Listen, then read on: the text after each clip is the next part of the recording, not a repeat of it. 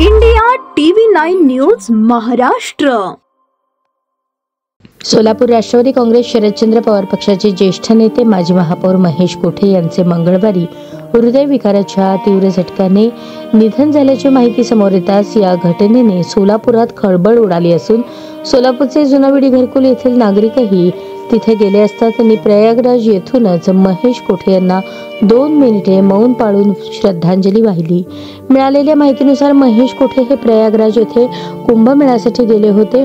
त्या नदीमध्ये शाही स्नान करून बाहेर पडले। त्यानंतर थंडीमुळे रक्त गोठले आणि त्याच वेळेस त्यांना हृदयविकाराचा झटका आला। हॉस्पिटलमध्ये नेण्यापूर्वी त्यांचा मृत्यू झाल्याची माहिती समोर आली आहे। सोलापूर महानगरपालिकेमध्ये त्यांनी महापौर पद भूषवले। महापालिकेतील एक दिग्गज नेते म्हणून त्यांचे संपूर्ण महाराष्ट्रात नाव होते। महापालिकेचा प्रचंड अनुभव असलेल्या नेत्याचे अचानक निधन झाल्याने सोलापुरात हळहळ व्यक्त होत असून अनेकांना या बातमीने धक्का बसला आहे।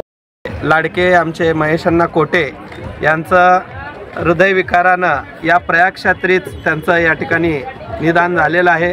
तर त्यांच्यासाठी आम्ही या प्रयागक्षेत्री एक 2 मिनिटं श्रद्धांजली वाहतो।